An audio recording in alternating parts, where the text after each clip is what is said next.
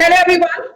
Welcome to this Raisina Dialogue 2021 session, where we will be discussing reimagining of the Middle East in the backdrop of the new Abraham Accords. Of course, this is the inking of an accord as it comes 4 decades after the first one, which was the Israel-Arab peace deal.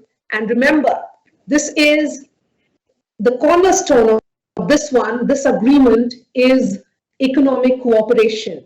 Economic cooperation, be it in energy, green energy, food and water security. And with this normalization of ties and of course, the establishment of the full diplomatic relation with Israel, UAE has become the third Arab country after Egypt and Jordan. Subsequently, we have also seen Morocco, Kuwait, and Sudan to have revived ties with the Jewish state. So the questions that we wish to explore in this session of Raisina Dialogue is, can the Abraham Accords disprove the old adage that there can be only truce in Middle East, not permanent or stable peace? What roles do those countries which are outside this grouping play? And what will be the contours or dynamics as the relationship evolves? Joining me on this very important session is an eminent panel. We have Dr. Anwar Gargash. He's the diplomatic advisor to the UAE president. Yusuf Batane. He is Secretary General Ministry of Foreign Affairs and Expats, Jordan.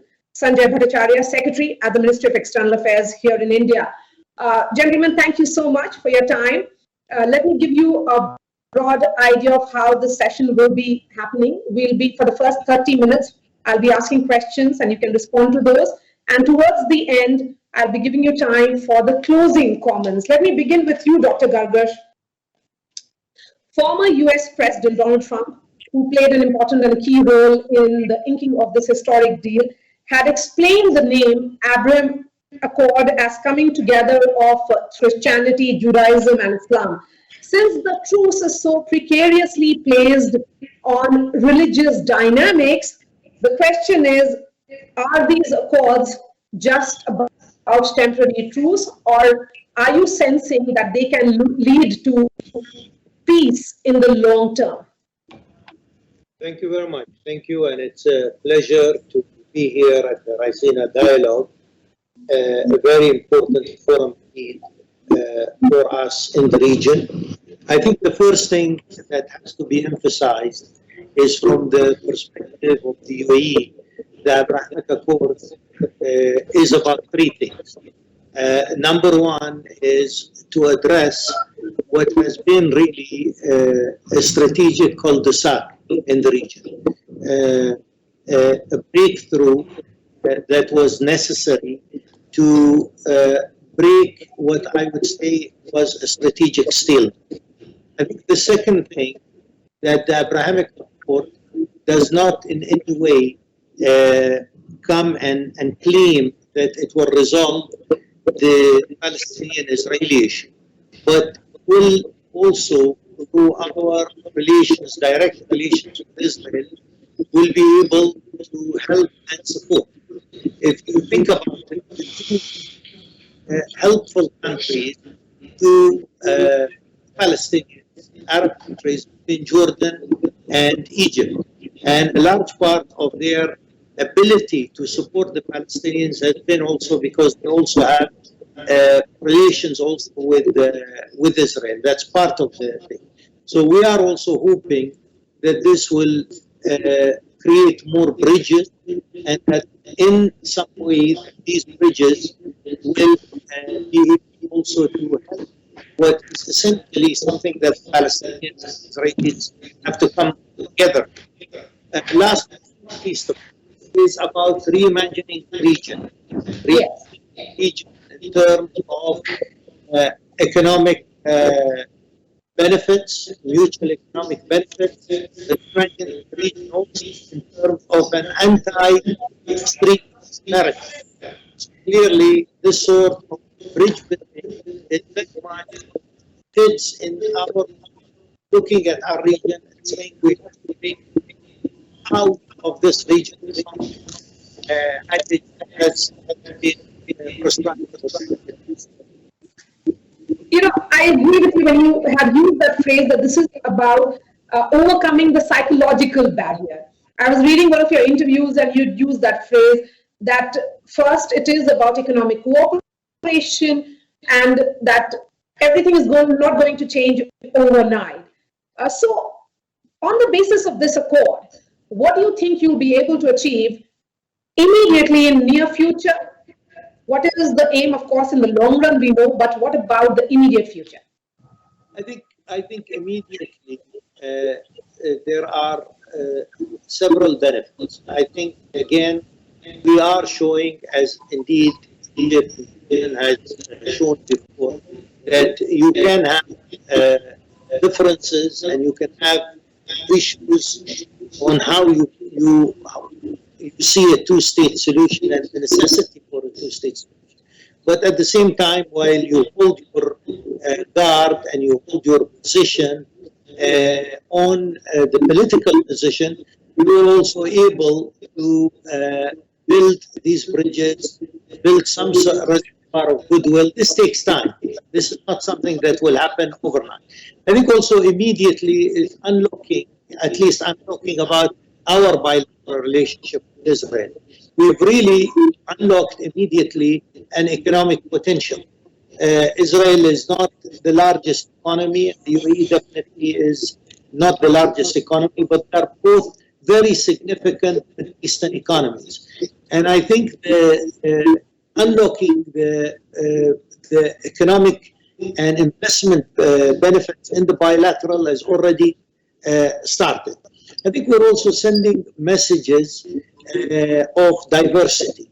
The idea basically that we do have issues, but the Middle East is the mosaic of diversity, of diverse ethnicities, diverse religions, and clearly when you are able to build bridges with Israel and say, I do have political differences, you're also saying that diversity is something that needs to be respected, and I think these are all very immediate steps here. Okay, Ambassador Bataine, we have seen some rather wonderful tweeting that was done by Israeli diplomats and journalists when they traveled to UAE. Some beautiful pictures put out by them of Abu Dhabi and Dubai as well, and selfies with the UAE counterparts. It was seen as long lost brothers meeting in a new place, perhaps. But when you look back, particularly in the context of what Jordan can achieve, and where does Jordan see itself in the context of this evolving relationship? Thank you very much. And I would like to thank you for inviting Jordan to take part in this very important event. And I seize the opportunity to thank the Indian Ministry of External Affairs and Observer Research Foundation for organizing this very important event. And may I also welcome and greet my dear colleagues, Excellencies Dr. Gargash and Secretary Sanjay. It's a pleasure to be with you on the same panel. Well, as every part in the world is aware, the regional crises are of major impact on Jordan specifically. Of course, the Palestinian issue has been on top of the priorities and on top of the agenda of Jordan for many decades to go, and Jordan has never seized any opportunity to make this peace process lively again and to support and contribute to any effort that would again revive a genuine peace process and try to bring peace into the region. When it comes to this, of course, Jordan supports every genuine effort that aims at achieving just and comprehensive peace, and of course the urgency of launching serious and direct negotiations that address the final status issues within a comprehensive solution in the Middle East. And of course the Palestinian issue and the peace process remains the major issue to Jordan, but also to the region. and probably across the Mediterranean and elsewhere, because without a just and comprehensive peace to the Palestinian, there will never be peace in the Middle East, and tension will continue always to prevail. Within this context, Jordan has been contributing to any effort, be it regional or international, or even local or bilateral or multilateral, to support any possible contribution to revive this peace process and try to bring peace to the Middle East. Peace, of course, is a desire for all countries around the world and always has been a strategic choice for Jordan. Jordan has been impacted directly by the Palestinian issue. Of course, Jordan, unfortunately, is impacted by all crises in the region, the Syrian, the Iraqi, all other crises, terrorism, radicalization. But again, the Palestinian issue remains the mother of all issues in the Middle East. It is imperative that we make this peace even bigger and stronger when it comes to any effort that would contribute to this peace in the region. We are seeing that cooperation and a lot of hope and optimism as far as these accords are concerned. My question is, can this really ensure lasting peace in the region, or are you of the opinion that besides the economic cooperation, there will be much more desirable on the other fronts? Jordan looks positively at any effort that would really add and contribute to peace in the region. Of course, it all depends on also the Israeli side, how they view these new developments and the new accords, and whether they have a true intention also after this normalization to end occupation by moving the region towards just and comprehensive peace. All right, coming on this, Sanjay Bhattacharya, coming to India now, how are India's interests getting impacted with these new developments in, with the signing of Abraham Accords? Do you see opening up of new possibilities in terms of some kind of triangular cooperation? Well, thank you for inviting us to this forum, this rather important one on a very interesting subject.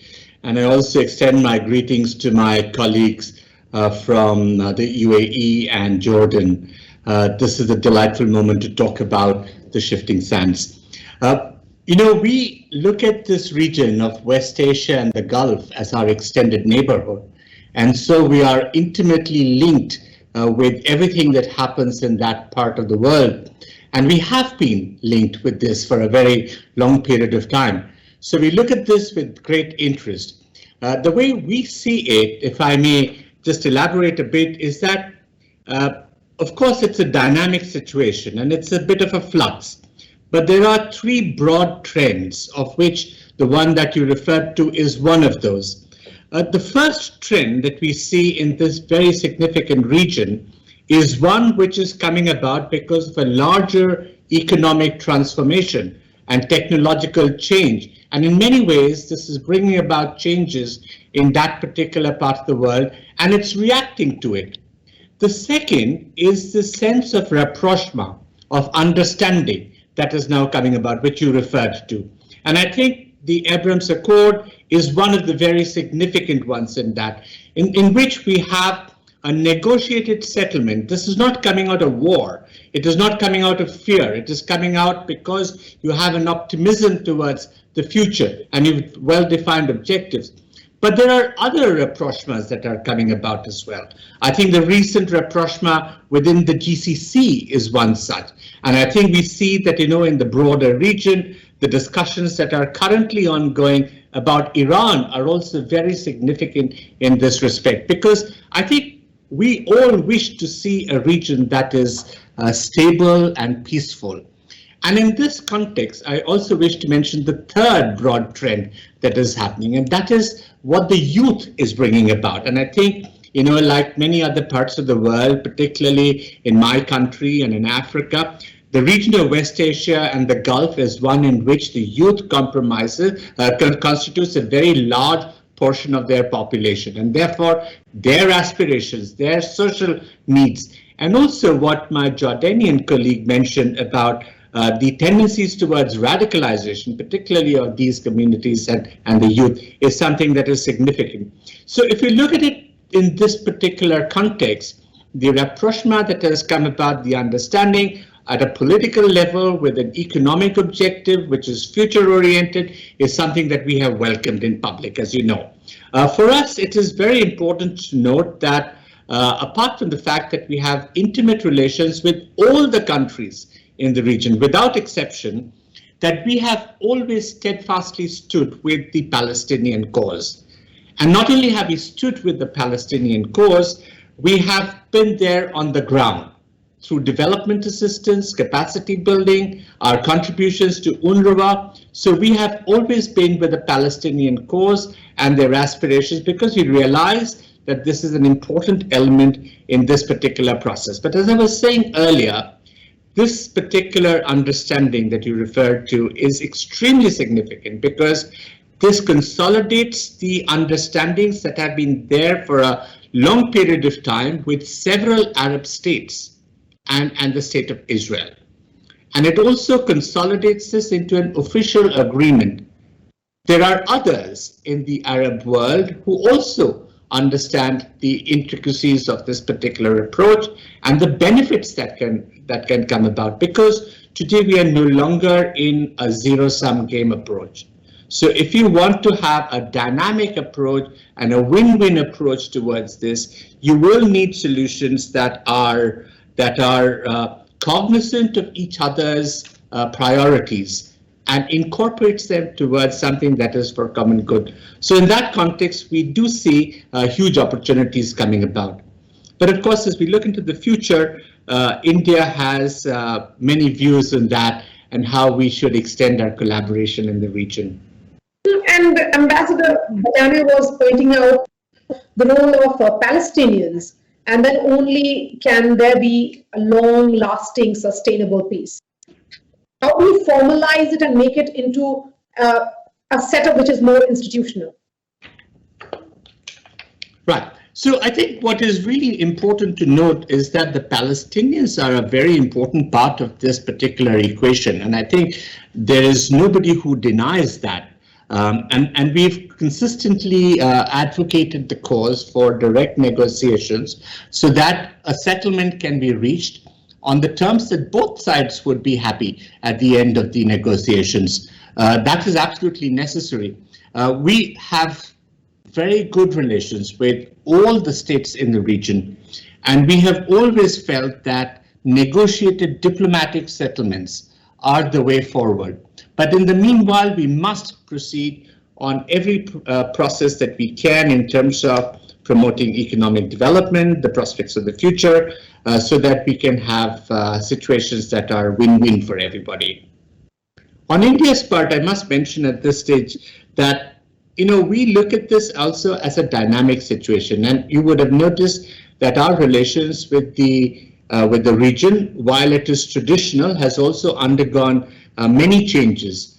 We have, I think in many ways, COVID brought about two new realities. While in the past, the focus was on energy security and our human resources in the Gulf region, the COVID situation brought about the importance of health security and food security. And I think these will be two of the driving forces as we look into how India leverages its position in this region. But there are two more that I wanted to mention, and I think these are, as we move into a digital era, and as we look at some of the countries in the Gulf region, looking at an ahead-of-the-curve technological role, India would be very pleased to play a partnership role with such economies. And in the digital era, as we move into an economy in which we are based on knowledge and based on data, in which fintech and edutech and health tech are important, in which AI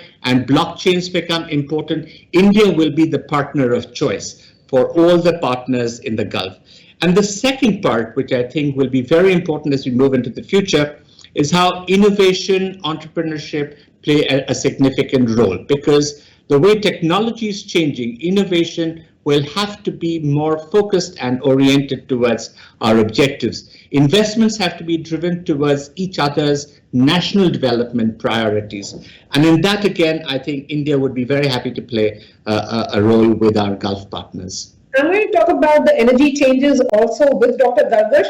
But Dr. Darvish, coming on this, the Turkish historical drama Ertugrul reimagined the battles of early Ottomans in overthrowing the Byzantines. It found a worldwide audience, except Saudi Arabia. And that has come to as a surprise to many of us. But given the unraveling of layered relationships in the Middle East, what role do you foresee Turkey in particular will be playing going ahead, who of course are the new claimants of the House of Saud? Well, again, I think my first comment is that the region post-COVID needs to think differently. The region post-COVID is going to be in a much more difficult situation because of the impact that COVID has had on people's psyche, the impact that COVID has had on economies, and COVID has had actually on various aspects of our lives. And COVID in itself also presents opportunities. So I would say that our major drive in the UAE to look at post-COVID is a period of emphasizing cooperation rather than confrontation. And I think in many ways we have sent various messages to various countries in the region, messages that have been very positive, Turkey included.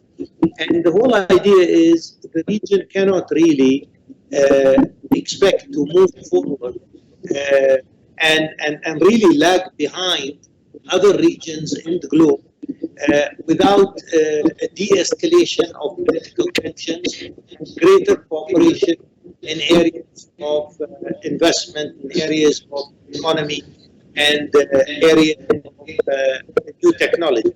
How does countries such as yours look at these developments, and particularly the growth that is happening in Indo-Pacific? And is there a possibility of a new axis in the form of an Arabian Sea community? Well, thank you. I hope I got it properly and correctly. Well, Jordan has, always kept a good policy, external policy, but also regional policy towards its neighbors. Our Jordanian external politics have always been not to interfere, in the internal affairs or in the sovereignty of other countries. Of course, on top of these are the neighboring countries.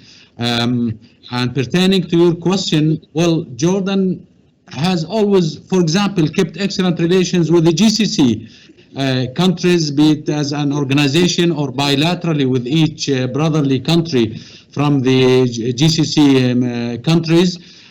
Even recently, we have reactivated the talks and the programs with the GCC. So Jordan is not really being isolated from what's going on or new developments in the region. At the multilateral level also, Jordan has always kept a good pace, playing a good multilateral role together with the international community, with the global efforts towards achieving peace and giving peace, not only regionally, but also to internationally as much as we can. As rightly mentioned and put by the distinguished speakers, the COVID-19 pandemic has been nothing but another clear attestation that no one country can live alone and be immune to threats, be it pandemic or be it security or whatsoever. Jordan has, for example, been always a key player in confronting and fighting terrorism and radicalization because it is obvious that this terrorism is something global and international. And now, unfortunately, the latest about the COVID-19, it is now obvious and clear to each and every country in the world that no one country can be immune. That's why Jordan is participating in all efforts, regionally and internationally, to fight crises, including pandemics and including security crisis. Okay, Mr. Bhattacharya, that question specifically on Arabian Sea community. Time to reimagine it? Well, I think the dominant ideology that would prevail in this particular 21st century would really be the concept of the Indo-Pacific. I think that has really gathered a lot of momentum over the last decade or so, and in recent times it has acquired new dimension. So I would rather say that that is going to be the dominant, the trend that we would see as we move ahead. And given that our location is somewhere which would enable us to act as a bridge between the West Asia Gulf region and the larger areas of the Indo-Pacific. As you are aware, I think the Indo-Pacific is really looking out towards moving further towards these regions. And I would say that that rather would be the dominant idea. And it would perhaps be one in which there would be a greater play of economic interplay, of economic integration, cooperation and collaboration, in adding capacity, in adding supply chains which are reliable and dependable, and in critical times in particular. And secondly, I think there would be a strategic content to this particular relationship. So I would rather wish that we see it in that particular context. But Mr. Bhattacharya, much of the world sees West Asia through the prism of energy security, and also that it is the host of diaspora workers. Don't you think that the times that we are living in, because the pandemic is still there, and in the post-pandemic world, that vision will be pretty outdated? Well, you're true in that assessment that energy and human resources are perhaps today the mainstay of our relations with the West Asia Gulf region. And I think that would continue to remain extremely important. But I wish to point out at this juncture that in both these, there is a qualitative transformation that is taking place. Let's take energy security, for instance. Today, the relationship of energy security is one which is not one merely of a buyer-seller relationship, but one in which there is integration both upstream and downstream, in which we are much more invested in the investments in fields of oil and gas, in terms of collaborations, in terms of strategic reserves, refineries, projects in the hydrocarbon sector. So it's a much broader thing. Even if you look at the manpower relationship that we have, we reckon, and I think, as my colleagues have mentioned, that COVID has pointed out that we have to realize that this manpower relationship is also one that is going to change. And the two sides, for instance, with the UAE, we've already started a skill mapping exercise so that the Indian workers who go to the Emirates are not only better skilled, but are also having prior recognition of their skills and therefore would get better remuneration. So in other words, there is a certain tendency of bringing about a more regular flow through the integration, for instance, of our migration portals, and also to bring about greater stability and smartness in our migration flows. But given that, the changes that are taking place within these two main sectors, as I was saying, I think the future is going to be very different. The future is, as Dr. Gargar said, one in which health security will be very important. We already have a very large healthcare sector presence in the Gulf region in terms of doctors and nurses. We would also see perhaps greater collaboration in terms of pharmaceuticals, vaccines perhaps. And then we would probably move more in the direction of R&D so that we can have greater collaboration. But the future really will be, and I do mention again that certain countries in the Gulf region have already taken initiatives in this regard, is how we collaborate on high technology, on how do we share space-based data.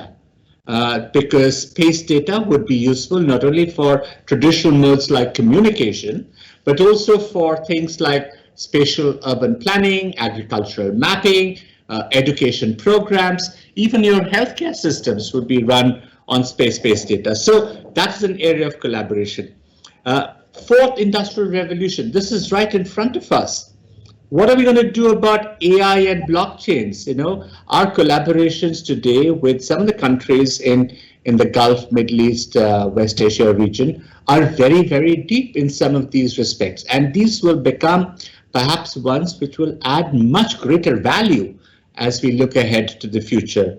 So I see one in which the traditional modes will adjust so that they are smarter moves, so that they are more in line with the national development plans. But the new areas will become increasingly important as we move ahead, and these will be essentially technology, innovation, investment driven.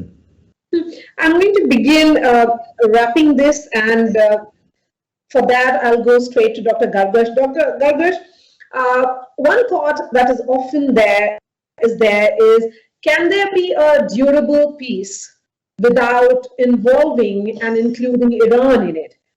Do you see a US-Iran deal a necessary corollary, I would say, to Abraham Accords?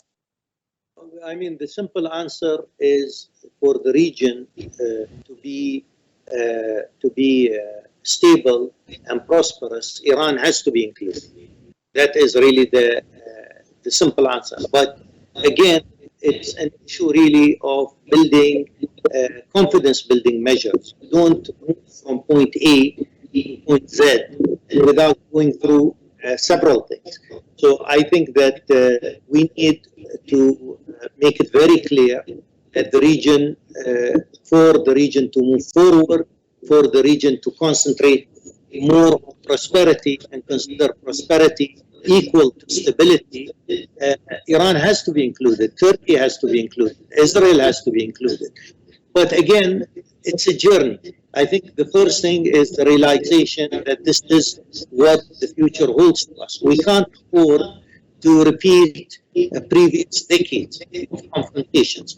But I think the journey from A to Z, as any seasoned diplomat will know, involves a lot of confidence building, a lot of bridge building, untying a lot of knots. But definitely, I think this is important. Ambassador Bataini, your closing thoughts? Thank you very much. It's a great opportunity, and today we took stock of what could be done even more, not only at the regional level, but when we go beyond the continents and cross the seas and the oceans. We saw great opportunities when it comes to West Asia and the Middle East and the region here, seeing new opportunities of cooperation, especially after this pandemic. We learned a lot of lessons. Each country has reprioritized its goals and aims and its agenda. For example, as rightly mentioned by my two distinguished colleagues, not only regionally or globally, but also internally. For example, in Jordan, we had to revisit and to relook into our priorities. For example, as mentioned, the agricultural sector, the pharmaceutical sector, but also how to have self-sufficiency when it comes to the supply of food items and so on. It is time to think not only regionally, but also to go beyond the region, to go globally. Beyond this pandemic lesson, there is nothing more to do, but also to be cooperative, hand in hand, and to stand all together to fight all the possible pandemics and threats. Can the peace dividend of Middle East rub on the peace process in Central Asia and Afghanistan? I think every situation is very, very unique, and while there are lessons that one draws from each process of negotiations anywhere in the world, each situation must be dealt with on its own merits and its own processes and mechanism. As someone said, you can move from A to Z, but the steps that you take in between are extremely important, and they will be very, very different. So I would not wish to draw parallels. So if you were to look at the framework or institutional ideas that have developed post the Abraham Accords, what are the possibilities that have emerged? What are the possibilities for, it's kind of... India and West Asia. So I would say that, the processes that we are seeing in the Gulf, West Asia region today are extremely significant.